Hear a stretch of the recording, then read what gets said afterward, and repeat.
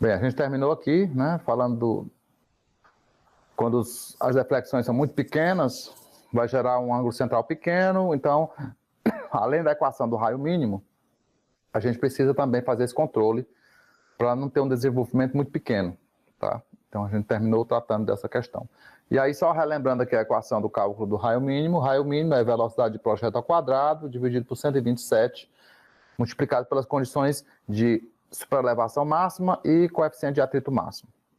Bem, a gente vai evitar trabalhar com raio mínimo. Esse critério aqui é só para a gente checar, né, ter um controle de qual seria o menor raio possível, e a gente sempre vai trabalhar com raio preferencialmente acima do mínimo. E aí, qual vai ser a escolha para esses parâmetros, né, tanto de E como de F? Tá? Como o coeficiente de atrito é uma reação, a força de atrito é uma reação à força centrífuga, então esse F vai ser uma reação, a gente controla, na verdade, é a nossa superelevação. Né? Quanto de superelevação vai ser implantada na curva para que a condição de equilíbrio seja atendida. A gente vai procurar aqui hoje explicar mais ou menos, nesse começo de aula, como é que eu vou dar a resposta a essa pergunta. Bem, aqui está aquela mesma equação que eu mostrei há pouco, só que ao invés de colocar o raio em evidência, eu coloquei aqui o par E mais F, ou seja, superelevação mais coeficiente de atrito. É igual a V2, velocidade de projeto ao quadrado, dividido por G, força da gravidade, vezes o raio. No lugar de trabalhar com raio, eu posso trabalhar com o grau da curva. Né? Lembrando que grau da curva é igual a 1146 dividido pelo raio. Então, se eu colocar em função do grau da curva, a equação fica com esse formato aqui. V2 vezes G, grau da curva, dividido por G, 1146. Isso que eu marquei aqui em vermelho, na verdade, é uma constante, né? Eu posso substituir, por exemplo, pela letra K, porque velocidade de projeto é um parâmetro fixo. Força da gravidade também. E 1146 é uma unidade de conversão, né? De raio para grau. Então, eu posso dizer que a equação pode ser reduzida para a forma. Superelevação é igual a K vezes G, onde G é o grau da curva, menos F, né? Trazendo o F aqui para o lado direito da equação. Bem, então eu tenho uma equação que o intercepto dela não passa pelo zero, seria zero se o F fosse igual a zero, né? Se eu tiver F igual a zero, né? Se eu esquecer esse F aqui, assumir que a força de atrito é zero, ou seja, toda a superelevação ela compensa a força centrífuga, a equação ela seria uma equação como essa aqui, com F igual a zero, passando pelo centro do sistema, tá? Para um E igual, né? Um F igual a zero, a equação passa pela origem. Bem, nessa condição aqui, a gente não teria, portanto, força de atrito. Tá? Toda a superelevação sustentaria o veículo na curva. Se eu tiver o F, ele vai chegar num limite máximo de F, que é o F máximo, né? Então seria menos F máximo. A equação seria representada por essa reta, né? Paralela à primeira e distante dela a distância aqui, F máximo, tá? O K, a gente pode analisar também, ele funciona também como o coeficiente de inclinação da reta. Tá? Então, o coeficiente de inclinação dessa reta aqui seria essa constante K, que é V2 sobre 1146G. Tá? Seja na primeira equação, passando pela origem, seja nessa segunda equação com F diferente de zero. Okay? Bem, a gente sabe que não devemos ter superelevações negativas. Tá? A superelevação ou ela não vai ser implantada, ou ela vai ser positiva, a favor da estabilidade do veículo na curva. Então, não faz sentido analisar esse gráfico para valores abaixo de zero, para o eixo Y, ou seja, superelevação zero. Assim como força de atrito negativa. Porque como ela é uma reação, a gente vai sempre trabalhar com ela funcionando como um atrito contrário à fuga do veículo da curva. Tá? De forma que a gente vai situar a análise aqui entre essas duas retas no primeiro quadrante aqui desse sistema de eixos. E limitando aqui em cima, né, porque a norma exige, um valor máximo de superelevação, gerando essa figura, que é chamada de paralelogramo de valores aceitáveis. Esse paralelogramo, ele contempla, dentro dele, todos os pares possíveis de F e de E. Tá? O F pode variar do zero até o valor máximo, e o E também pode não ter superelevação ou ir até o seu valor máximo. O raio mínimo está onde? Está bem aqui. Né? Nessa condição aqui de F máximo no ponto C aqui, ó. O E é máximo e o F também está na condição de F máximo, que é onde eu tenho o grau máximo, né? Eu tenho um grau máximo onde o raio é mínimo, porque eles são inversamente proporcionais. Dentro desse paralelogramo existem infinitos valores possíveis das combinações entre superelevação e coeficiente de atrito. E existem alguns métodos, 4 métodos principais, que estão aqui listados, para usar dentro do paralelograma quais seriam os valores. O método inicial, o primeiro método aqui mostrado, é aquele que a gente considera o F igual a zero, ou seja, sem coeficiente de atrito, então seria em cima daquela reta F igual a zero, considerando o veículo na velocidade de projeto. Então seria dimensionar a curva em cima dessa reta aqui, tá? F0, trabalhando com a velocidade de projeto. O segundo método é também trabalhar com F0, mas com a velocidade, ao invés de ser a velocidade de projeto, a velocidade média, tá?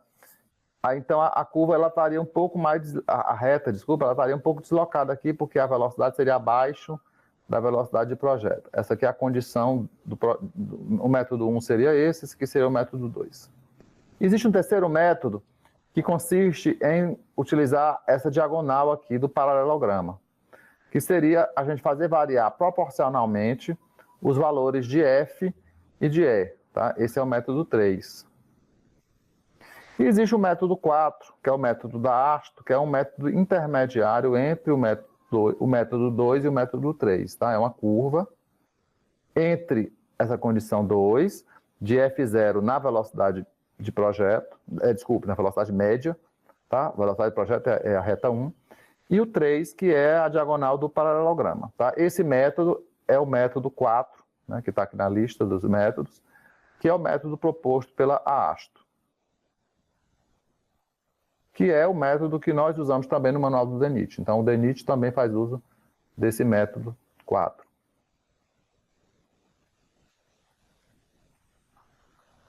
Está aqui de novo a figurinha, tá, com os 4 métodos apresentados. No primeiro gráfico aí eu tenho E em função de G, no segundo eu tenho F em função de G. Está mudando aí o eixo Y, qual é o parâmetro de análise.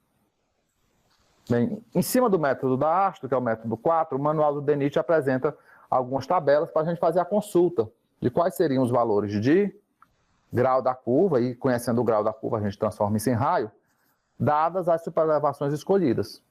Tá? Então a gente escolhe a superelevação que segue aquela curva lá, que eu mostrei de dentro do paralelograma.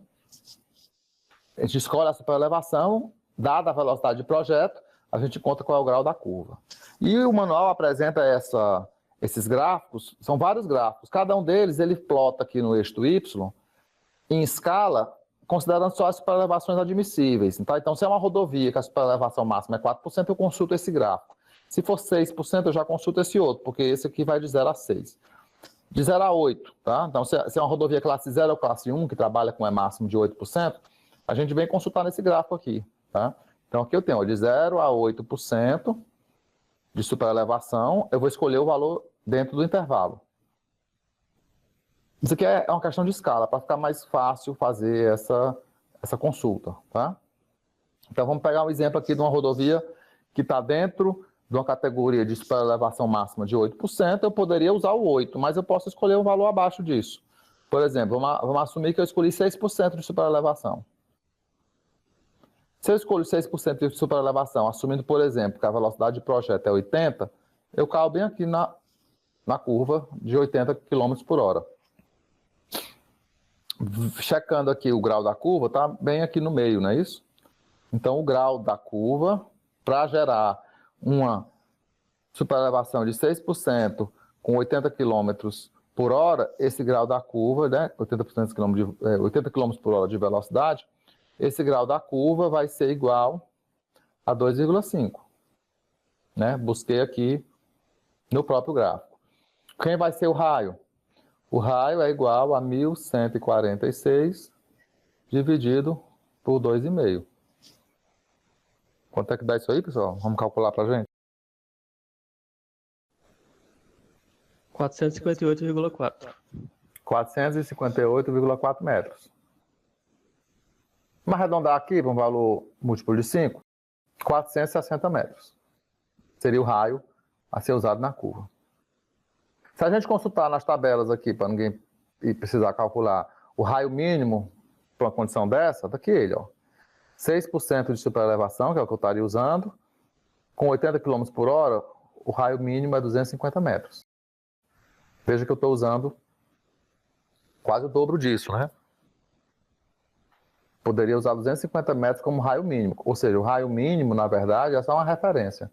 Ninguém vai trabalhar com ele quase nunca, porque ele não gera a melhor condição de segurança nem de conforto. Tá? É só um parâmetro de referência para ninguém correr o risco de usar menos do que ele. Tá?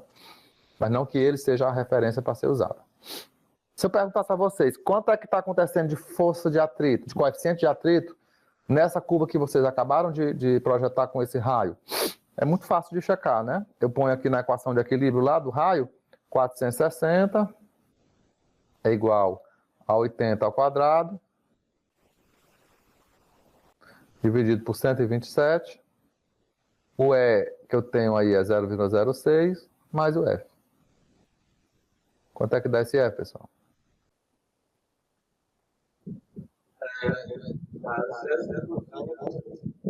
0,0? Sim. 0,05.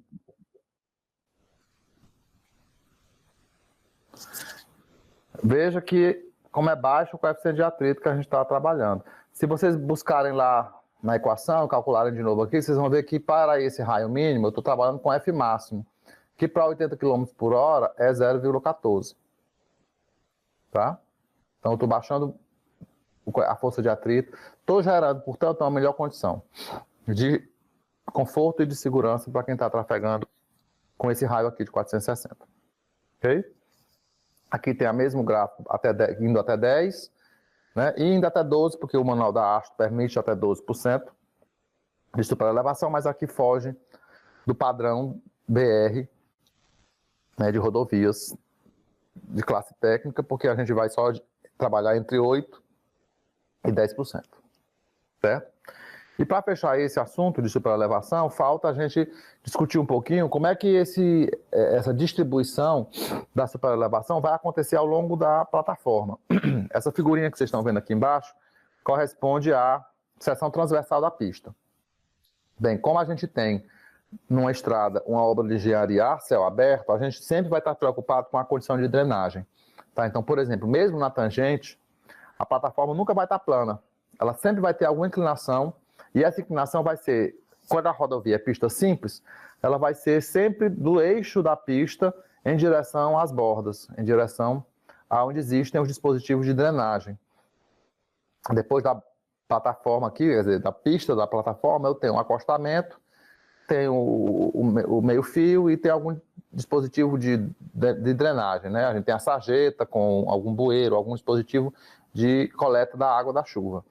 E aí eu vou precisar sempre ter essa inclinação para fora da pista, tirando a água da pista, para evitar acúmulo de água e a ocorrência do fenômeno de aquaplanagem, onde há perda de controle direcional do veículo e de frenagem. Normalmente esse recurso, que é chamado de abaloamento, ele tem 2% de inclinação para fora da pista. Tá? Considerando que eu vou fazer uma curva à direita, né? Assumamos que eu vou fazer a curva à direita, bem, metade da pista está com 2%, eu precisaria só subir isso aqui até chegar no 6%, no valor projetado, né? Se for um exemplo que a gente acabou de calcular, até chegar nos 6%. Do outro lado, eu tenho 2%, só que ele está negativo a minha superelevação necessária, tá? Por isso que a gente está colocando aqui esse menos alfa. Porque nesse exemplo aqui, a curva seria à direita e ele funciona como se ele já estivesse com uma superelevação negativa. Eu vou ter que primeiro zerar isso daqui para depois começar a inclinar para o lado certo. Então, na primeira etapa, a gente faz esse processo de zerar a superelevação negativa. Depois eu coloco todo mundo a 2% positivo, né, de superelevação, que é o que está acontecendo aqui. Depois eu rotaciono tudo, a plataforma toda, até chegar no E necessário, que pode ser 6%, pode ser 8%, pode ser 10%. Depende de qual foi o valor que eu escolhi no projeto. Ok? Ficou claro? Então, essa é a sequência que vai ser feita. Essa sequência, ela pode ainda ser definida em função de em torno de quem esse giro acontece, tá? O giro pode acontecer em torno do eixo da plataforma. Aí o que é que vai acontecer? O que eu estou traçando aqui de vermelho é a condição na tangente, tá? É o abaloamento de 2% para cada lado. Quando a gente faz o giro em torno do eixo, a cota do eixo não vai mudar em nenhum instante. Então, a primeira coisa que eu vou fazer, eu vou manter essa borda interna fixa e vou subir a plataforma até chegar aqui na condição de 0, ó, sem mudar o eixo. Depois eu vou subir de novo até chegar a 2%, que é o abaloamento. Tá? Digamos que 2% chega aqui. Depois eu vou rotacionar todo mundo, ou seja, essa aqui vai subir mais e essa aqui vai descer mais, até chegar no 0%. Vocês viram que o E não saiu do canto, a posição do eixo se manteve. Tá? Então esse é um giro da plataforma em torno do eixo. O giro pode se dar em torno da borda interna. Como é que vai funcionar isso? Bem, aqui está a condição original, né? Na tangente, 2%. Primeira coisa que eu vou fazer é zerar isso daqui, trazer isso aqui para a condição de plano horizontal. Depois, vou chegar a 2%. Aí ela vai ficar aqui, alinhada com a plataforma de baixo. E depois, na última etapa, eu vou manter fixo o BI e vou subir toda a plataforma, inclusive o ponto de E.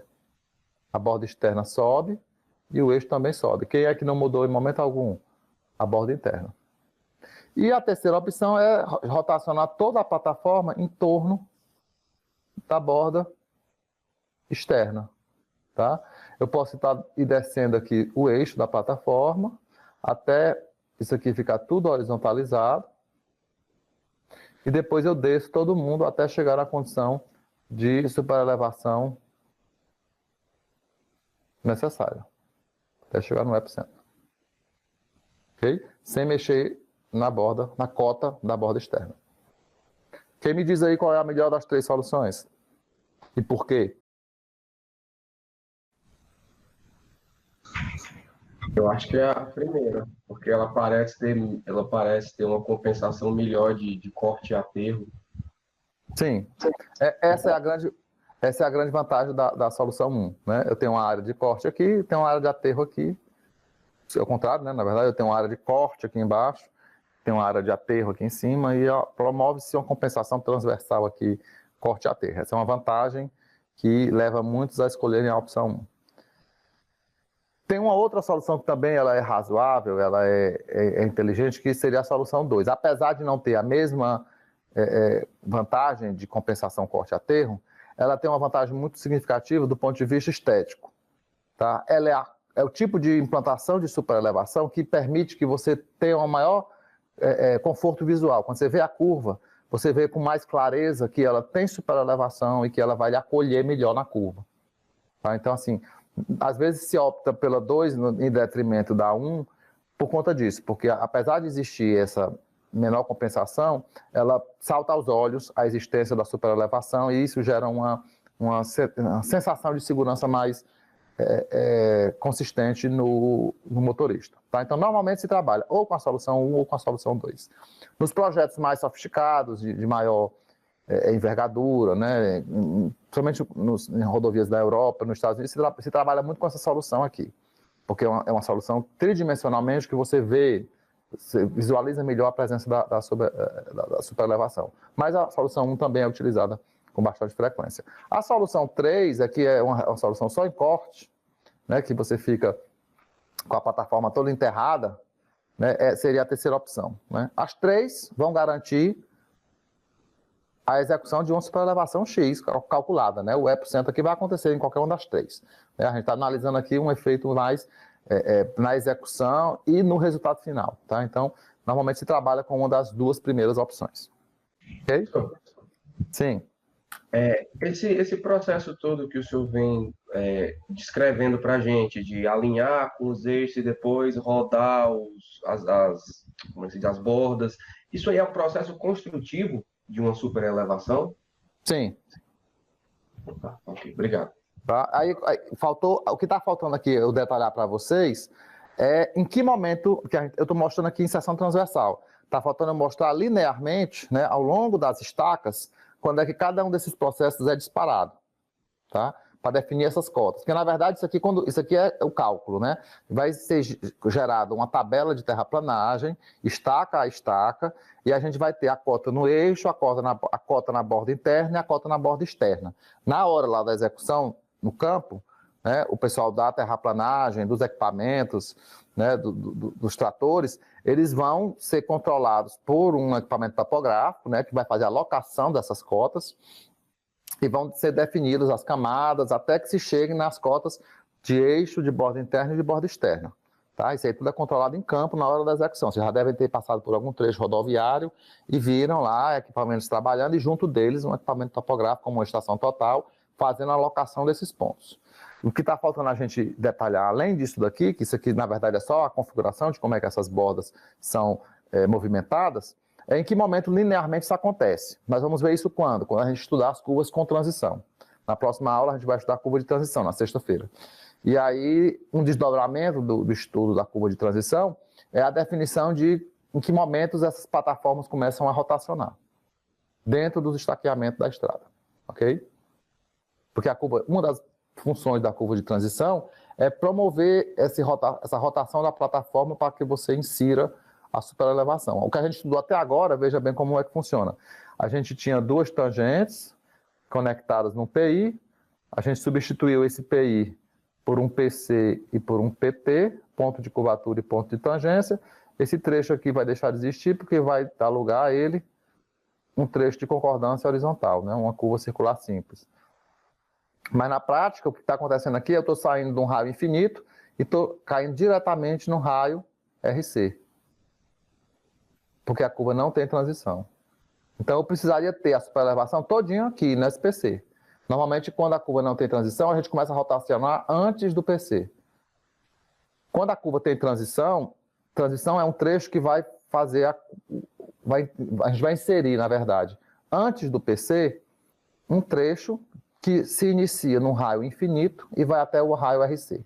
Por isso que a curva é chamada curva de transição. É uma transição dos raios. Os raios vão variar de mais infinito até RC. E aí é dentro desse trecho de curva de transição que a gente vai fazer esse processo aqui, de rotacionamento da plataforma para implantar a superelevação, ok? Não adianta a gente antecipar isso, porque primeiro nós vamos estudar os elementos da curva de transição. A gente vai estudar hoje a superlargura ou sobrelargura, tá? Que é um outro recurso que a gente vai precisar usar nas curvas horizontais para acomodar o veículo, tá? Então, superlargura ou sobrelargura consiste num alargamento da pista nos trechos em curva. Por que esse alargamento existe? Tá? Esse alargamento existe porque o veículo ele se comporta de forma diferente. Quando a gente está na tangente, o veículo ele ocupa basicamente a sua própria largura, tá? Então a gente viu numa das aulas passadas o gabarito dos veículos, tá? Um veículo comercial, como um ônibus ou caminhão, os veículos brasileiros todos, a gente assume que ele tem 2,60 m de largura, que é a largura básica do veículo, que vai variar o comprimento, tá? O automóvel tem de 1,80 a 2,10, mas os veículos comerciais, ônibus ou caminhões, eles têm 2,60. Na tangente, o veículo facilmente consegue se ajustar, né, à largura da pista. Aqui eu tenho uma faixa de tráfego. A rodovia de mais alto padrão é a rodovia classe 0 e classe 1A, que tem 3,6 metros de largura. Então sobra para cada lado meio metro. Então tem uns 50 centímetros em cada lado aqui do veículo. 0,5, 0,5. Na tangente aí é muito fácil. Você está numa reta, numa trajetória reta, você manter esse veículo no eixo na pista, né? No eixo da faixa de tráfego.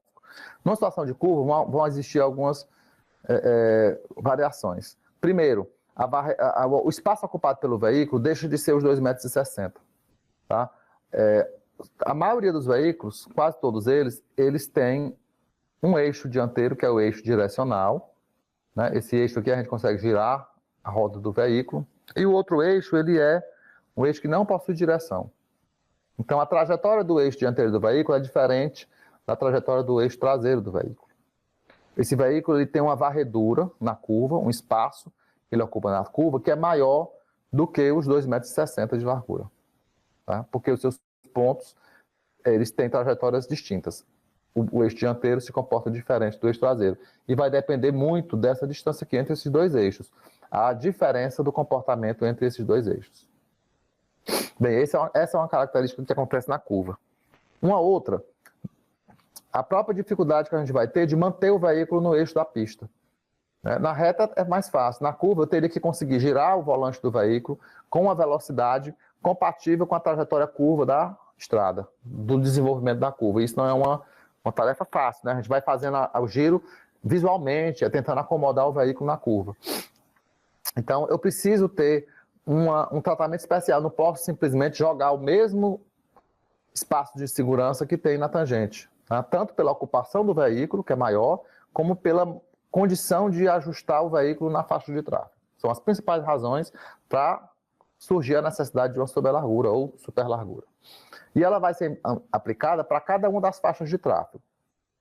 O manual do DENIT, ele diz que a gente pode desprezar superlarguras que, quando calculadas, sejam menores do que 40 centímetros.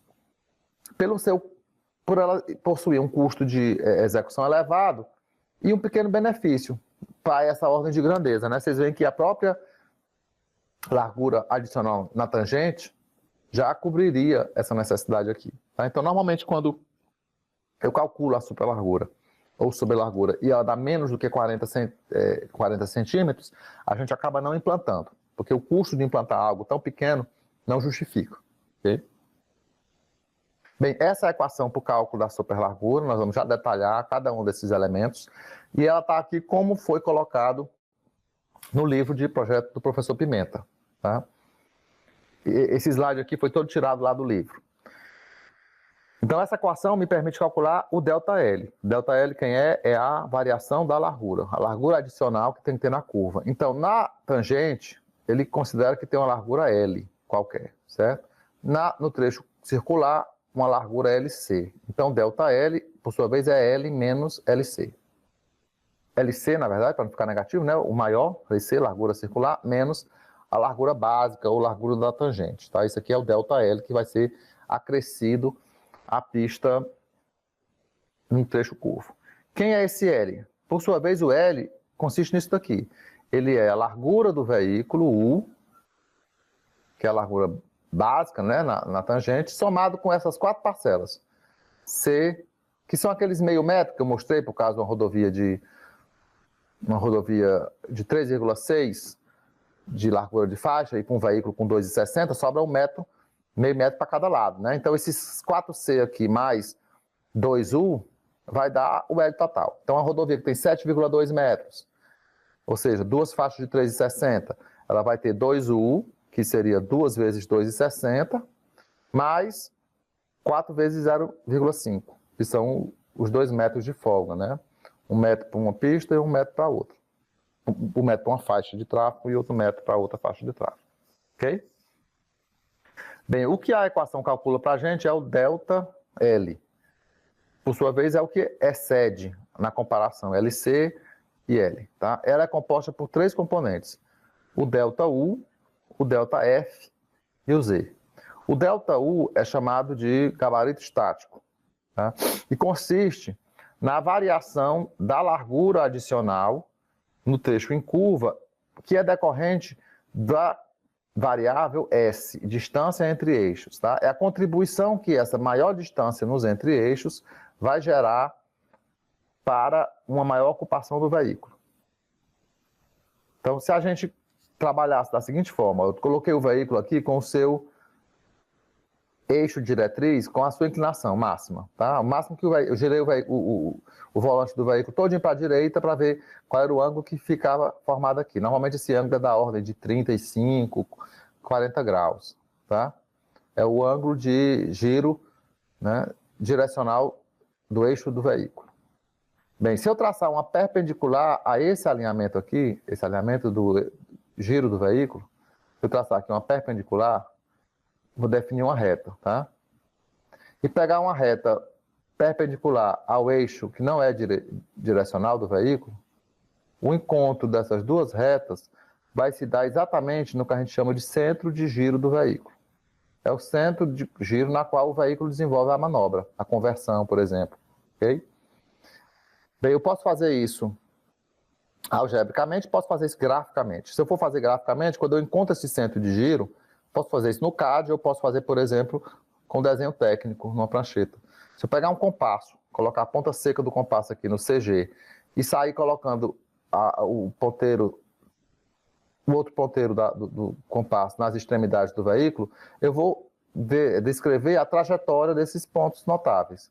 Tá? Então, por exemplo, se eu pegar aqui a parte interna do para-choque traseiro, ponta do compasso aqui, a outra ponta aqui, eu vou conseguir traçar a trajetória que esse veículo vai desenvolver nessa extremidade.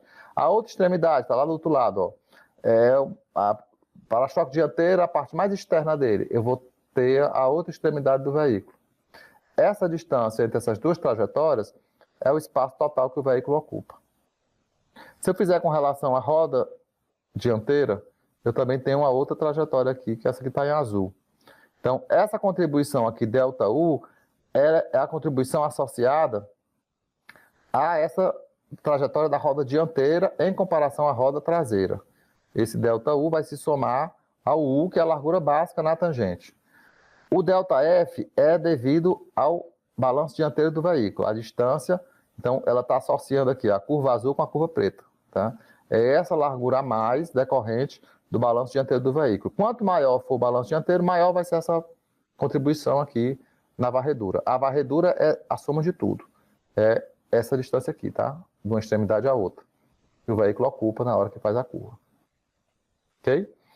Então, para a pista toda, a gente usa ΔL como 2 vezes o ΔU mais o F, e se soma ainda uma componente que ele chama de Z, que é a folga dinâmica. Esse Z, ele tem a mesma função que os 4C têm na tangente. É um espaço de segurança, não é a varredura do veículo, é uma folga que eu vou deixar a mais na sobrelargura decorrente da maior dificuldade que eu tenho de conseguir jogar o veículo no eixo da pista. Está aqui a equação que calcula ela. Ó. É velocidade dividido por 10 vezes o raio circular. Ou seja, quanto maior a velocidade, mais difícil é eu acomodar esse veículo no eixo da faixa de tráfego. Então, o maior tem que ser o Z. E quanto menor for o raio, mesma coisa. Né? Raios menores é mais difícil você seguir o comportamento da curva. Ok? Bem, o U é calculado em função do raio e do entre-eixos. E o balanço dianteiro, né, o gabarito decorrente do balanço dianteiro depende do raio da curva, do F, que é o balanço dianteiro, do entre-eixos, tá? Seriam os parâmetros que entram nessa formulação aqui para calcular esse ΔF. Tá? Então a gente calcula ΔF, calcula ΔU e soma nessa equação para determinar o ΔL. Ok? Bem, assim é como está no livro. Se eu olhar no manual do DENIT, ele faz um pouquinho diferente, mas as equações são todas correspondentes, tá? Elas são equivalentes. Só que aqui no livro, no próprio manual de projeto geométrico, ao invés de fazer o cálculo do ΔL, ele está fazendo o cálculo do LT, que já é a largura total. Então, essa conta aqui já é a conta do L mais ΔL, tá? Então, a gente calcula todo e depois subtrai do L básico. E aí sabe quanto é que foi de ΔL que foi acrescido. Portanto, nessa fórmula aqui, ó, entra a largura do veículo. Por quê? Porque aqui dentro não é só o ΔL, é o L básico. E no L básico está entrando a largura do veículo e está entrando essa componente aqui que não aparece na equação anterior, que é o GB... Desculpe, essa não, GL, tá? Deixa eu apagar isso daqui. Não está entrando naquela equação que eu mostrei anteriormente essas duas componentes, GL e VL. LV. LV é a largura do veículo, que na equação anterior seria o nosso U, né? Só que o U, como eu estou calculando ΔL, o U não importa, o U já está dentro do L.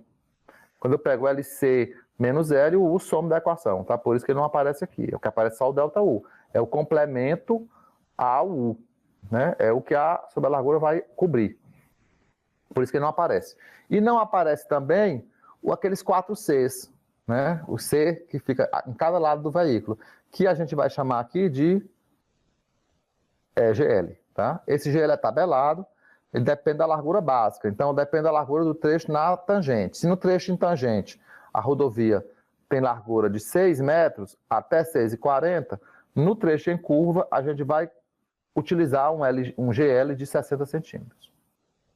Se tiver nessa faixa, eu uso 75, e nessa faixa eu uso 90. Ok? Mas as equações são todas equivalentes. Os parâmetros são os mesmos, tá? O cálculo do ΔU é o mesmo, ó, é R menos a raiz de R ao quadrado menos E ao quadrado. A equação, ó, é a mesminha aqui, ó. R menos R ao quadrado menos S ao quadrado, é o ΔU. ΔF, RC2 mais F vezes 2S mais F menos RC. Isso aqui é a mesma coisa aqui para o gabarito do balanço dianteiro, que é o F daquela outra equação. Tá? As equações, e aqui a folga dinâmica, ó, velocidade sobre 10 vezes a raiz do raio. Aqui a única diferença realmente é porque aqui eu calculo um LT e depois eu subtraio da largura básica. Ok? Vamos fazer um exemplo numérico que ajuda aqui a fixar essas informações. Então, digamos que eu estou querendo saber qual é a sobrelargura de uma rodovia que tem a velocidade de projeto de 80 km por hora, que a largura da faixa de tráfego é 3 metros,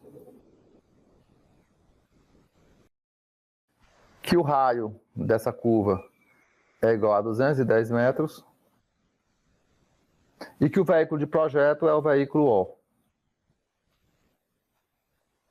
do DENIT. Nós já vimos esse veículo em aulas passadas. Eu vou só repetir aqui os veículos de projeto para vocês relembrarem as características. Tá? Então, o veículo de passeio, como eu falei, ele tem de 1,80 m a 2,10 m. Ok? O comprimento dele é 5,80 m. O balanço dianteiro é 1,50 m. E o entre-eixos dele é 3,40 m. Certo? Se eu pegar o veículo caminhão ou ônibus unitário, né? Na verdade é um veículo unitário que tem 2 eixos, um eixo dianteiro e um eixo traseiro. Bem, eu tenho 2,60 e tenho esse mesmo valor em todos os veículos comerciais. O entre-eixos é 6,10, tá? E o balanço dianteiro é 1,20 m. Tá? Por que eu sei que aqui é o balanço dianteiro, não é o balanço traseiro? Porque o eixo dianteiro, aqui como é um caminhão, ele tem rodagem dupla, tá? Nunca o eixo dianteiro tem rodagem dupla. O eixo dianteiro sempre tem rodagem simples. Então esse é a frente do veículo, está para cá. Porque esse aqui é o eixo direcional do veículo. E a rodagem dele é simples. Sempre, ok? Então eu tenho como parâmetros para aquela equação, a largura básica, a largura do veículo é 2,60, o balanço dianteiro é 1,20 e o entre-eixos é 6,10. Ok? O nosso veículo que eu estou colocando no exercício lá é esse aqui. Ó, é o ônibus ou o caminhão com 3 eixos. Tá? A figura está errada, mas não sou eu que errei. Isso aqui é um erro do manual. Eu trouxe a figura que está lá no manual. A figura correta para esse veículo, ela deveria ser assim. Ele tem 2 eixos traseiros. É um eixo tandem duplo. Ok? Aí essa cota aqui de 2,50 a gente pega a partir daqui, ó, do eixo entre os 2 eixos, do meio dos 2 eixos, tá? 2,50 é essa dimensão. E aí, obviamente, 7,60 vai daqui até aqui. Tá? Aqui é que é o 7,60. Certo? Então, eu tenho 7,60 de entre-eixos, 2,10 de balanço dianteiro e 2,60 de largura do veículo. Vamos levar essas informações para lá. Só para terminar aqui, aqui é o semi-reboque e aqui o reboque, tá? Particularidade desses 2 veículos. O SR é o mais complexo de todos, para efeito de sobrelargura, e o RE não é o mais complexo, por quê? Porque apesar dele ser o mais comprido, ele tem 19,80. Esse aqui tem 16,80. Ele é 3 metros a mais, né, do que o veículo semi-reboque. Mas a diferença dele, ele tem mais articulações. Então, qual é o maior entre-eixos que ele tem? É 6 metros, 6,05. É o que vai contribuir mais fortemente com a sobrelargura. Esse aqui, ele já tem um entre-eixo de 7,90. Então, apesar dele ser menor, para efeito de sobrelargura, ele é mais complexo. Ele vai gerar uma maior sobrelargura do que o próprio veículo RE, certo? Depois nós vamos detalhar aqui o que é um SR, o que é um RE, mostrando a figura de alguns veículos. Então, os dados que nós vamos pegar para aquela questão são esses aqui. 2,60 de largura, 2,10 de balanço dianteiro e 7,60 de balanço de entre-eixos, tá? Então, balanço dianteiro é 2,10. Entre-eixos é igual a 7,60. E a largura do veículo, como todos os veículos comerciais do manual, 2,60. Tá? Pronto, aqui eu já tenho condições de calcular sobre a largura. Bem, o GL a gente já viu que é tabelado, né? Nós vamos trabalhar como a pista tem 6 metros, né? Porque a faixa de tráfego tem 3, são 2 faixas ao todo, tá? 2 vezes 3, 6 metros, 60 centímetros. Então, aqui eu vou ter 0,60. Preciso calcular os outros 3 parâmetros, o GC, o GBD e a folga dinâmica. O GC, gabarito estático, é a largura do veículo, que é 2,60.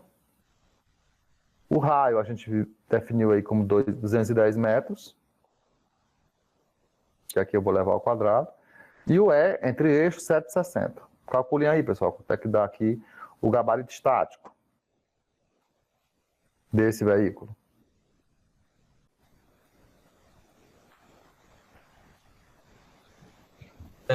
Aqui deu 2,74. 2,74. Normalmente vai dar um valor maior que 2,6, né? Porque isso aqui que está se somando é exatamente o delta C. O delta U daquele outro formulário, né? Naquelas outras fórmulas. Que é a contribuição da varredura, né? A varredura relacionada ao entre-eixos. Então, a resposta aqui tem que ser 2,6 mais algum resíduo, que é esse 0,14 aqui que apareceu, se somando ao 2,6, tá? Eu digo isso porque a turma mais cedo, o pessoal errou a conta aqui e apareceu 12,7. É uma coisa fora da realidade, né? Não teria como ter uma sobrelargura dessa ordem de grandeza. Mas com o tempo, a primeira vez vocês já estão percebendo que a ordem de grandeza é algo que vai se somar a 2,6 aqui, que é a largura do veículo. Bem, gabarito do balanço dianteiro. Então, mais uma vez, aqui é 210, que eu levo ao quadrado. Balanço dianteiro é 2,1. O entre-eixo, 7,6, 2,1 de novo aqui, e vou subtrair do raio, que é 210. Deu bem pequeno, deu 0,09. 0,09. Tá, eu vou colocar aqui. 0,09. E a folga dinâmica? Então, é 80 ao quadrado, é 80 dividido por 10 vezes a raiz de 210, que é o raio. 0,552. 0,55. Então, pronto, já dá para calcular aqui a largura total. Largura total vai dar igual a 2 vezes 2,74 mais 0,6 mais 0,09 mais 0,55. Dá quanto aqui? Pessoal, você pode repetir rapidinho o que é esse G do balanço dianteiro, que deu 0,09? G do balanço dianteiro é o gabarito do balanço dianteiro. Voltando aqui à figurinha, nessa equação corresponderia aqui ao ΔF, que é essa contribuição aqui, essa diferença entre a trajetória da roda dianteira e a trajetória dessa ponta do veículo, né? O para-choque dianteiro na parte externa. Tá? O ΔF é essa contribuição aqui que vai se somar à largura básica do veículo. Nós temos duas contribuições que vão gerar sobre a largura. Essa soma aqui, U mais ΔU mais ΔF, é a varredura do veículo. É esse espaço aqui total que o veículo ocupa, se eu considerar as suas duas extremidades mais fora, certo? O ΔU é decorrente da distância entre eixos, tá? Então é a variação que se dá entre a roda, o eixo interno e o eixo traseiro e o eixo dianteiro, tá aqui ele, ΔU, e o ΔF é a variação que existe decorrente da diferença de trajetória entre o eixo dianteiro e o limite frontal do veículo, o para-choque dianteiro, que varia em função do F, que é o balanço dianteiro. Ok? Então, no caso, 2,10 de balanço dianteiro geram só uma folga de 9 centímetros? Precisam de uma folga de 9 centímetros para... Isso. Entendi. Ok? Deu quanto aqui, pessoal?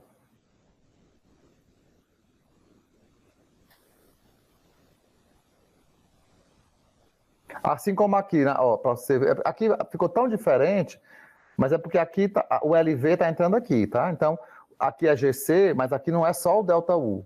Aqui é o U mais ΔU que é GC. O ΔU vai dar 0,14. Tá? Então, esse entre eixos aqui, de 7,60, ele gerou 14 centímetros, que é o que está passando de 2,60. Enquanto que o balanço dianteiro de 2,10 m gerou 9 centímetros. Professor, deu 7,32. 7,32. Bem, a largura básica é 6, né? Então, se eu subtrair 6 desses 7,32, eu vou encontrar 1,32 metros de sobrelargura para a pista. Ou seja, 61 centímetros, né? 66 centímetros, não é isso? 66 centímetros para cada faixa de tráfego. A mais, né? De ΔL por faixa. ΔL é 66 centímetros por faixa de tráfego. Né? Ao todo, 1,32 m. Ok? E aí eu iria dimensionar a curva, acrescentando essa sobrelargura. Normalmente ela é inserida para dentro da curva, né, na parte interna da curva. Então, assim, ó, vocês estão vendo que ela está se alargando aqui. O desenho está mostrando ela se alargando para os dois lados. Mas às vezes a gente faz ela só, ela cresce toda para um lado só, esse acréscimo aqui. E a gente vai botando o eixo, obviamente, na metade, né? Desloca o eixo e implanta ela toda para dentro da curva. Mas isso aí é uma questão operacional de execução. Pode ser feita para fora, normalmente para dentro da curva. Ok? Bem, eu mostrei até agora veículos unitários, né? Veículos, a gente trabalhou agora com o O, que é um veículo, ou ônibus ou caminhão, que é um veículo unitário. Mas a gente sabe que existem, por exemplo, o SR e o RE, são veículos articulados, né? Que tem mais de uma unidade. O RE, por exemplo, ele pode ser um semi-reboque, que a ele está acoplado uma unidade rebocada, ou pode ser um caminhão unitário com a unidade rebocada. Aqui eu tenho as dimensões desses veículos e os raios mínimos. Esses raios são os raios obtidos a partir daquela figura onde a gente encontra o centro de gravidade e vê qual é o menor raio com relação à roda externa dianteira e com relação à roda interna traseira. Isso foi tirado daqui, dessas figuras dos gabaritos. Eu já tinha mostrado também isso aqui a vocês, quando a gente falou do conceito de veículo de projeto. Tá? Os 5 veículos do manual. Mas existem veículos maiores e com maior complexidade, né? Veículos longos, muitos deles são combinações de veículos de carga, CVCs. Tá? Por exemplo, eu posso ter um cavalo mecânico, é isso aqui, pessoal, que configura o que é um semi-reboque. Um semi-reboque é um veículo onde a unidade tratora ela sai sozinha e deixa para trás toda a parte de transporte de carga. Tá? Isso é o que diferencia um semi-reboque de um reboque. Um reboque é normalmente um caminhão rígido, unitário, e acoplado a ele eu tenho uma unidade rebocada. Certo? Já o semi-reboque não, ele sai só a unidade tratora, só o cavalo mecânico. E fica lá a unidade rebocada, muitas vezes sustentada por um pino, tá? Por um suporte. Quando eu somo, por exemplo, um cavalo mecânico desse com esse padrão de unidade rebocada, a gente gera esse veículo, que é um veículo de 7 eixos chamado 2S2B2, 3S2B2. O que é esse 3? É a quantidade de eixos da unidade tratora. Aqui é a unidade tratora. E é isso aqui, né? Tem 3 eixos. 3S, indica a configuração da unidade tratora. Podia ser 2S, se aqui atrás eu tivesse só um eixo. Então pode ser 2S alguma coisa, pode ser 3S alguma coisa. E a sequência indica a configuração das unidades rebocadas. Eu tenho duas unidades rebocadas, a primeira tem 2 eixos, a segunda tem 2 eixos, e eles possuem uma conexão, aí é uma característica da conexão entre elas do tipo B. Esse B indica aqui qual o tipo de conexão entre as unidades rebocadas.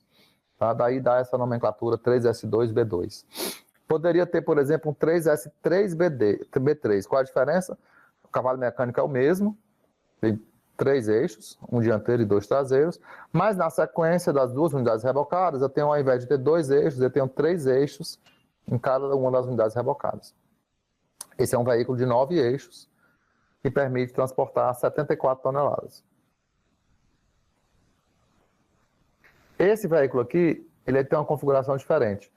Ele tem 3 eixos, também na unidade tratora, mas a unidade rebocada, ao invés de ele ter 2 eixos de duas, ele tem 3 eixos. Por quê? Porque eu separo aqui essa unidade. Essa primeira unidade da segunda, elas não têm esse tipo de compartilhamento aqui. Na verdade, eu tenho um eixo duplo aqui, encerro a unidade rebocada, e esses 2 eixos vêm para cá, para a segunda unidade rebocada. Então, a segunda unidade rebocada tem 4 eixos. 2 na frente e 2 atrás. E a primeira unidade rebocada tem 2 eixos atrás, que se apoiam no cavalo mecânico. De forma que ela fica com a configuração 3S2, A é o tipo de conexão entre a primeira unidade rebocada e a segunda unidade rebocada. Então, 3S2A, e o que é que vem depois dela? 2S2. Um semi-reboque na última unidade rebocada, né? Um último elemento, com 2 eixos na frente e 2 eixos atrás. O S não é que seja um semi-reboque, o S aqui está servindo só para separar esse eixo aqui, 2, desse outro eixo aqui, 2, tá? Então, um eixo tandem duplo, e depois no começo, e um eixo tandem duplo no segundo. O S de semi-reboque é só esse primeiro aqui, que indica a configuração da unidade tratora. Tá? Essa é uma nomenclatura que, com a prática, você olhando, você consegue visualizar exatamente qual é o veículo. Eles têm nomes populares, por exemplo, esse tipo aqui é chamado bitrem. Tá? Bitrem são caminhões com conexão do tipo B entre as unidades rebocadas.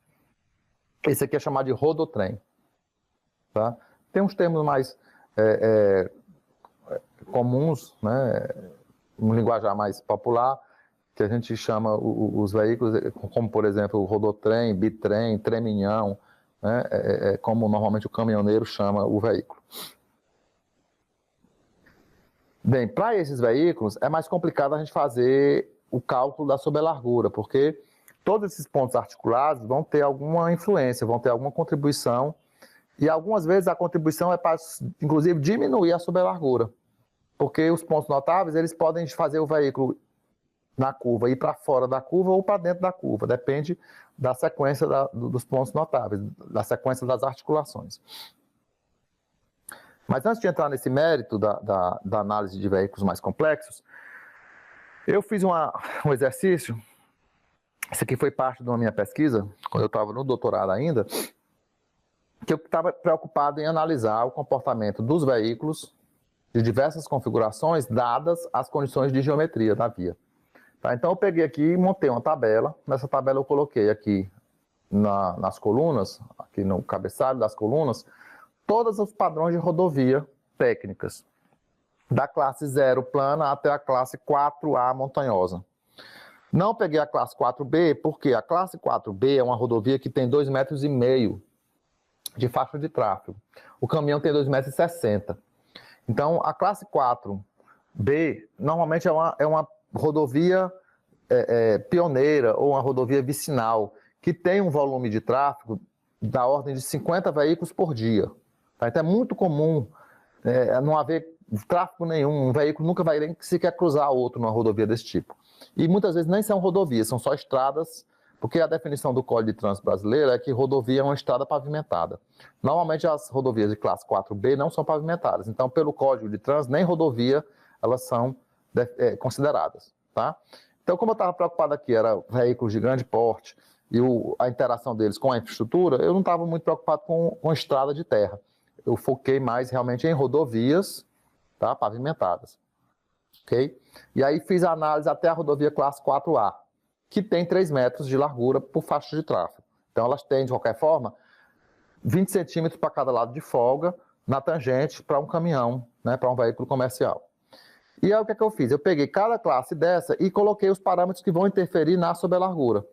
O raio da curva, o raio mínimo, tá? Usei sempre os parâmetros mínimos.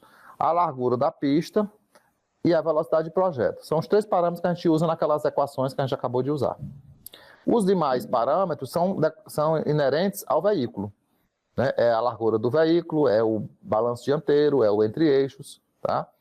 Quando tem mais de uma unidade, não é só um veículo unitário, né? Quando eu tenho unidades rebocadas e articulações, a conta fica um pouco mais complexa, né? Mas eu também consegui desenvolver fazendo uma macro no Excel, né? Com as equações todas, eu consegui fazer e determinar todas as sobrelarguras dos veículos articulados. E coloquei aqui, para cada classe de projeto, né? Cada categoria de coluna é uma classe de projeto. Algumas são comuns, por exemplo, a classe 0 montanhosa e a classe 1, a classe 0 ondulada e a classe 1 montanhosa, para esses 3 parâmetros, elas são iguais. O raio mínimo é 345 metros, a largura da pista é 7,20 e a velocidade é 100. Então, ela ia gerar a mesma sobrelargura. Então, eu agreguei as rodovias que tinham esses 3 parâmetros iguais. E o que eu coloquei em laranja são as características do veículo de projeto. E cada uma das sobrelarguras que foi calculada, né? Dadas as características do veículo, dadas as características da geometria, essas informações aqui, por exemplo, 40 centímetros é o quê? É a sobrelargura que uma faixa de tráfego de um veículo CO vai exigir quando estiver trafegando na curva de menor padrão da rodovia classe 0 terreno plano. Lá no outro extremo, uma classe 4 terreno montanhoso, esse mesmo veículo que aqui está exigindo 40 centímetros vai exigir lá 2 metros e 83 centímetros, para vocês verem como a coisa aumenta de dimensão à medida que a rodovia vai ficando mais precária, né? Para você ver, uma rodovia classe 4, terreno montanhoso, tem um raio de 25 metros, enquanto que o raio dela no terreno plano da classe 0 é 540, é mais de 20 vezes maior. Ok? Bem, mas fora esses extremos aqui, normalmente a rodovia classe 4 não anda também caminhões, né? Também é um tráfego mais de veículos de pequeno porte, não entra nessa ordem de dimensão de caminhão, né? Mas chegaria-se então a esse tipo de sobrelargura. Bem, olhando para os amarelos, eu tenho os veículos de projeto que o DANIT utiliza, né? Eu coloquei o CO, o O, não coloquei o veículo de passeio porque não faz sentido dimensionar a rodovia olhando para o veículo de passeio como veículo de projeto, porque ele não vai exigir praticamente nada de sobrelargura. E o SR. Aqui também tem aquele último veículo, que é o RE do DANIT, ó. Só que ele nem está em amarelo, porque ele não está no manual de projetos de rodovias rurais, ele está no manual de interseções. Mas eu coloquei ele aqui e vale a pena notar o seguinte, ele só é mais complexo do que o CO. Mesmo do que o O, que a gente acabou de utilizar no exemplo, ele é menos complexo. O SR, que tem 3 metros a menos do que ele, é o mais complexo de todos. Por quê? Por conta do número de articulações que ele tem. Ele é muito mais articulado do que o SR.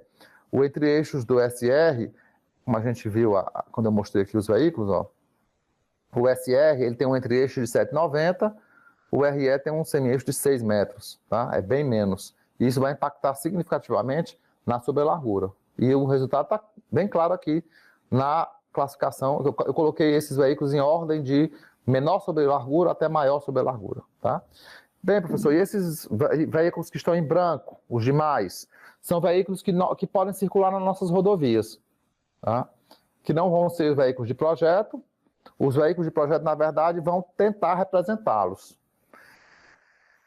E aí a gente pode, inclusive, fazer a comparação desses veículos e ver quais seriam as defasagens que iriam existir. Por exemplo, se eu dimensionar para o veículo O e estiver circulando lá um veículo 2S1, aquele aqui embaixo, ó, o 2S1 na rodovia, nessa classe aqui, classe 0, terreno plano, exige 64 centímetros de sobrelargura. Olhando para o veículo O como veículo de projeto, eu ia dimensionar a via com 46. Então faltaria 22 centímetros de sobrelargura. Bem, o veículo não vai conseguir operar? Vai. Só que agora ele vai ficar numa faixa mais estreita, né? Ele vai usar mais a folga de segurança, os espaços adicionais. Ele vai usar, de repente, um pouco do acostamento para conseguir acomodar o veículo, ok? Então, a diferença vai ser essa, que ele tem uma situação menos favorável, mas não é impeditiva, não é plenamente impeditiva, né? É uma situação que vai exigir um maior cuidado na operação. Isso na classe 0. Se eu for caminhando para as classes de menor padrão, a tendência é que essas diferenças elas fiquem cada vez maiores. Por quê? Porque o raio da curva está diminuindo. Então, por exemplo, se eu pegar uma rodovia classe 3 terreno ondulado, ó, os 46 vão aumentar para 1,24 m. E o 64 vai aumentar para 2,03 m, 2,03. Tá? Então, você vê que a diferença daqui para cá está chegando quase a 80 centímetros. Enquanto que a diferença aqui eram 22 centímetros, eram 18 centímetros, né? Então, as diferenças entre o veículo de projeto e os veículos que circulam com maior complexidade vão ficando mais críticas à medida que eu parto para rodovias de menor padrão.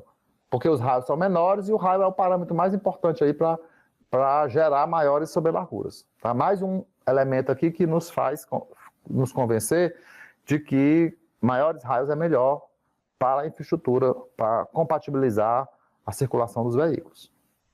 Ok? Uma peculiaridade. Esses 3 últimos veículos são exemplos de veículos que só podem trafegar mediante um documento que é emitido pelo órgão que tem jurisdição sobre a via, que é chamado de Autorização Especial de Trânsito, AET. Tá? Isso foi definido a partir de uma resolução do CONTRAN que disse veículos que a partir de 18 metros, 6 de extensão, com algumas características, né, esses veículos eles vão poder circular mediante uma autorização do órgão que tem jurisdição sobre a via. Então, se for uma rodovia federal, seria o DENIT. Uma rodovia estadual, o DR, junto com o DETRAN. E uma rodovia municipal, por exemplo, em Fortaleza, a AMC, que autoriza esses veículos. Então, o veículo vai entregar um formulário com os dados do veículo, as dimensões, tudo para a gente conseguir calcular esses parâmetros e vai informar qual o trecho que ele vai trafegar. E em função do raio da curva dos trechos e das sobrelarguras existentes, da largura da pista, da condição do acostamento, vai ser autorizado ou não que ele opere naquela infraestrutura. Podem ser, inclusive, exigidos alguns condicionantes, como, por exemplo, circular só durante o dia. Vocês já devem ter visto alguma vez o transporte de uma pá de um aerogerador, né, de uma usina eólica, ou um grande transformador, cargas indivisíveis, né, que tem uma das suas dimensões, por exemplo, maior do que 2,60 m. Todas as suas dimensões, a menor delas é maior do que 2,60 m. Como é que você transporta um objeto desse? Né, você bota a maior dimensão no comprimento do caminhão, mas os 2,60 m vão ser ultrapassados pela largura do objeto. E aí você tem que ter uma autorização especial. Aí tem que ter transportar com batedores, né, com o veículo na frente sinalizando, com bandeira, com recursos de sinalização luminosa, algum tipo de acessório para melhorar a condição de visibilidade e de segurança. Tá? Isso acontece para essas 3 categorias, mas, por exemplo, esse 2S1 aqui, que está marcado em vermelho, ele tem livre circulação, independente da emissão de AET. Tá? Então, se o nosso manual só tem como veículo de projeto o SR, para a classe 0 não é tão problemático, mas se for para uma classe mais robusta, mais frágil, né, de menor técnica, menor recurso, de menor envergadura, a gente vai começar a ter diferenças maiores. Aqui a defasagem de sublargura, numa classe 3 terreno montanhoso, já está chegando aqui em 80 centímetros. Okay? Então, isso aqui serve de alerta que o nosso manual precisa incluir novos veículos de projeto, veículos mais complexos, que permitam ao padrão de veículos mais exigente, uma condição operacional mais favorável. E aí eu trago um exemplo aqui para vocês verem. Eu tenho um ônibus, esse ônibus é um ônibus comum, um ônibus do tipo CO, é um ônibus rodoviário, mas é de pequeno porte, fazendo uma curva. Essa é uma rodovia lá em São Paulo, a SP 147, que liga a região de Campinas, a região do Circuito das Águas, né, onde tem Águas de Lindóia, aquela região de serra em São Paulo, onde foi uma região que eu fiz um estudo de caso, onde você vê que o ônibus está numa curva de raio fechado, condição de visibilidade está comprometida, e não tem sobrelargura. Então, o que é que ele fez para não sair da faixa de tráfego dele? Ele não pode sair da faixa de tráfego porque ele não enxerga à frente, se vê um veículo na faixa oposta. Ele jogou, né, todo o veículo que ultrapassou o limite da sobrelargura para dentro da curva, ou seja, para o acostamento. Graças a Deus tem acostamento aqui, né? Porque se não tivesse acostamento, o que vocês estão vendo aqui para dentro do acostamento estaria para fora da faixa de tráfego, entrando em conflito com a faixa de tráfego oposta. Tá? Então é muito comum a existência do acostamento, a importância do acostamento, aqui é um exemplo claro, né? Ninguém acha que o acostamento serve unicamente para acolher um veículo em pane, né? Ou um motorista passa por um mal súbito e coloca o veículo no acostamento até melhorar a condição. Não é só para isso, não é só para tocar um pneu, né? O acostamento tem essa função importante de acomodar a varredura do veículo quando a curva não possui a sobrelargura adequada. Okay? Mas para que ele funcione para isso, ele tem que estar em boa condição, em bom estado de conservação, né? Sem degrau e pavimentado, sem buracos, uma condição operacional adequada. Bem, aqui tem um exercício que eu queria deixar para vocês tentarem resolver. É um exemplo semelhante ao que a gente fez, tá? Onde eu tenho as dimensões do veículo. E, inclusive, vocês podem exercitar, fazer o desenho disso daqui. Por exemplo, você pode fazer esse desenho em escala, né? Esse veículozinho aqui, eu colocar o entre-eixos, o balanço dianteiro, na verdade, a posição do eixo dianteiro com relação à frente do veículo, a distância com relação ao entre-eixos. Se eu desenhar isso aqui tudo em escala, jogar o ângulo de inclinação aqui do eixo direcional do veículo. Vocês podem trabalhar, por exemplo, com esse ângulo aí, em 35 graus, tá? Se eu traçar a perpendicular a esse eixo, traçar uma perpendicular aqui a esse eixo aqui traseiro, encontrei o centro de giro do veículo. E vocês saírem marcando aqui os pontos notáveis, né? O veículo, digamos que ele esteja fazendo a curva para cá, né? Quando eu sair marcando aqui a trajetória desses pontos notáveis do veículo, né? Você vai pegar a trajetória mais externa, aquela que dá a maior diferença, né? As mais externas. Esse valor aqui, se você fizer o gráfico, né? O desenho, né? A solução gráfica, é para dar muito próximo do cálculo do balanço dianteiro somado com o gabarito estático, né? Deixa eu só pegar aqui a terminologia que a gente usou no manual do DENIT. É para dar muito parecido com esses dois parâmetros aqui, ó. GC e GBD. Gabarito balanço dianteiro e gabarito balanço estático. É para dar muito parecido com GC mais GBD. Mais o LV, lógico, né? Que é a largura do veículo. Então, GBD, gabarito do balanço dianteiro, mais GC, gabarito estático, que é decorrente do entre-eixo, mais a própria largura do veículo. Né? A soma desses três parâmetros, que é a varredura do veículo, é para dar muito parecida com essa solução gráfica aqui que vocês vão encontrar. Tentem fazer para esse veículo. Então aqui, ó, quando eu entro com esses parâmetros, velocidade de projeto, isso aqui na verdade está associado à folga dinâmica, né? Ao FD. Não é a varredura, é o espaço a mais, né? Que a gente viu que é V sobre 10 vezes a raiz do raio. Tá, o raio está aqui, ó, 120. A largura de faixa de tráfego 3. Largura do veículo está aqui, ó, 2,60. Balanço dianteiro 2,34, desculpe. Entre eixos 6,33. Tá? Tentem fazer esse exercício aqui e vejam que valores vocês vão encontrar. Usando as equações, aí vocês fazem e calculam o GBD, soma com GC, soma com LV. E compara com a solução gráfica. Jogando aqui esse ângulo de 35 graus, tá? Tem que pegar um transferidorzinho para girar aqui 35 graus no eixo direcional do veículo. Ok? Bem, para os veículos mais complexos, pessoal, existem softwares específicos, né, porque não é fácil fazer essa solução gráfica. Mesmo a solução algébrica, quando tem veículos articulados com mais de uma unidade, né, uma unidade tratora com 2 unidades rebocadas, por exemplo, a gente precisa fazer uma série de contas Mas existem softwares que fazem essa programação, que fazem essa simulação. Dentre eles está o AutoTurn, né? O AutoTurn eu tenho a licença desse software, eu trabalho com eles não na disciplina de PCIV, porque aqui a gente já está entrando aprofundando um pouco o estudo. Isso aqui é muito utilizado, por exemplo, na área urbana. Tá? Tanto que, por exemplo, na disciplina de projeto geométrico de vias urbanas, que é uma disciplina optativa que eu ofereço, a gente faz algumas simulações com esse software. Tá? Onde a gente tem uma galeria, a gente tem uma biblioteca de veículos com as suas diversas configurações e a gente faz a simulação desses veículos em interseções, cruzamentos, sejam eles semaforizados ou não. Tá? Ele pode ser usado em rodovia também, tá?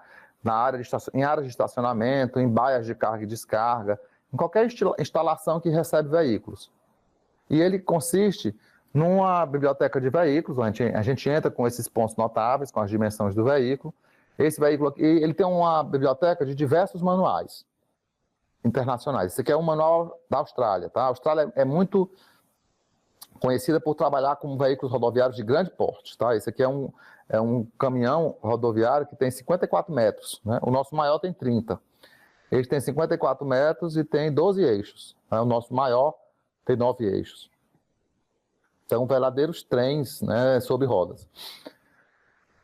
Mas a gente tem também os nossos veículos mais comuns, né, na frota brasileira. Tá? Aqui é um veículo, ele é 2 eixos no cavalo mecânico, né? Ele é um semi-reboque, então 2S, e tem 2 eixos traseiros, então ele é um 2S2. Tá? É o mesmo padrão do caminhão cegonheiro. Tá? Só que a característica do cegonheiro é que esse entre-eixos aqui, ele é imenso, porque ele não tem articulação, e ele vai acomodar a veículos, né? Então um automóvel tem 5 metros de comprimento. Então ele pega 2, 3 automóveis, então o entre-eixos dele vai para mais de 10 metros, né? 15 metros, para pegar 3 automóveis. Então ele acaba tendo uma varredura, que é a maior varredura, né? Eu até esqueci de mostrar a vocês, o último veículo dessa tabelinha aqui é exatamente o veículo cegonheiro. É o 2S2, ó. Só que o cegonheiro, aquela figura que eu mostrei há pouco, é um caminhão baú. O 2S2 cegonheiro, ele é o que tem mais, que gera mais sobre a largura, mesmo ele tendo só 22 metros. Esse que está antes dele, que é o 2S2A2S2, que eu mostrei a última figura das fotos, ele tem 30 metros, mas é menos complexo do que o 2S2, porque ele tem menos articulações, né? O caminhão que faz entrega de automóveis, né? A cegonheiro. Então a gente entra com as características do veículo.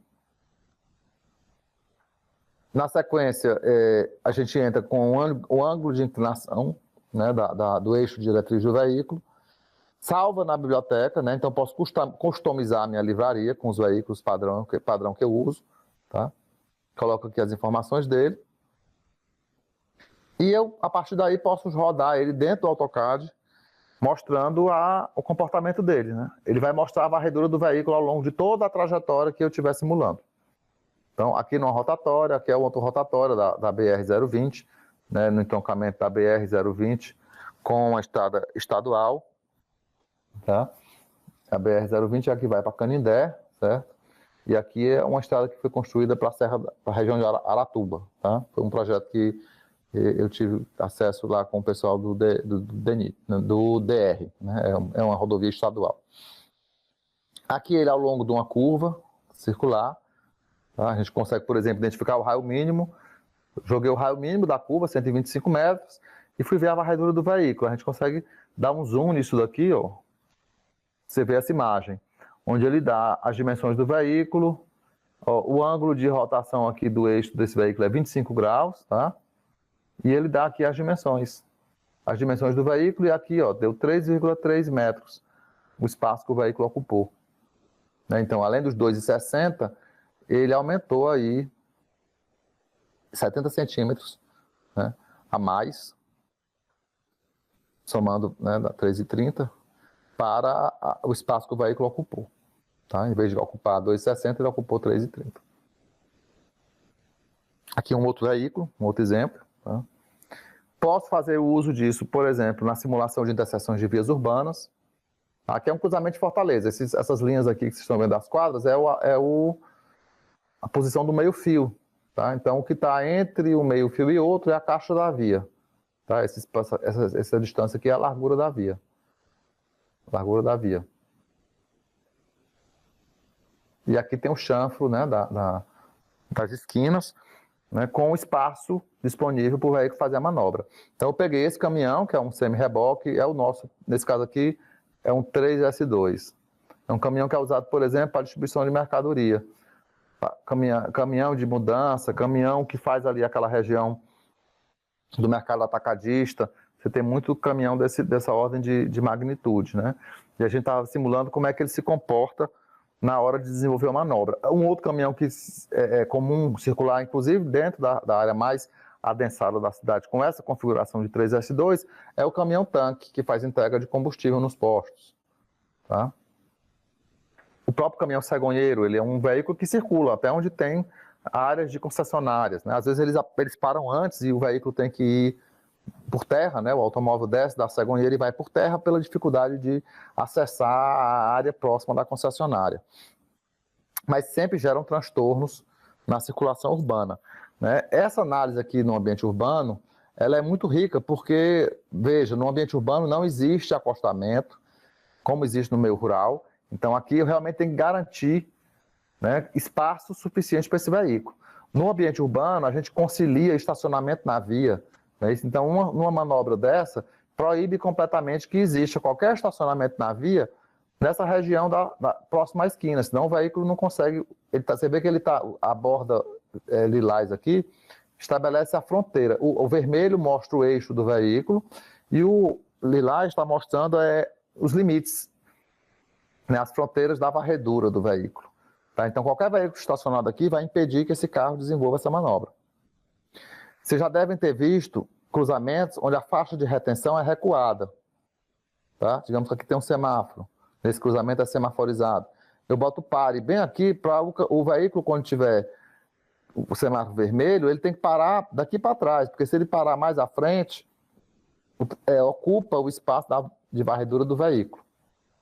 Tá? Então, assim, esse tipo de análise eu faço com os alunos na disciplina de projetos geométricos de vias urbanas, e a gente simula o comportamento dos caminhões, de diversos veículos, ônibus também, linhas de ônibus, né, onde é que elas operam, onde é que elas podem operar, em função da geometria da via e das características do veículo.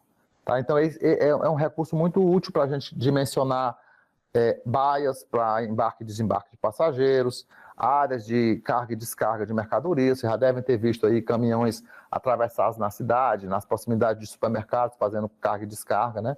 Geram uma série de transtornos, quando, na verdade, a gente poderia estar dimensionando essas áreas, né, de acomodação de veículos para carga e descarga, de estacionamento, de forma adequada, compatíveis às exigências do veículo.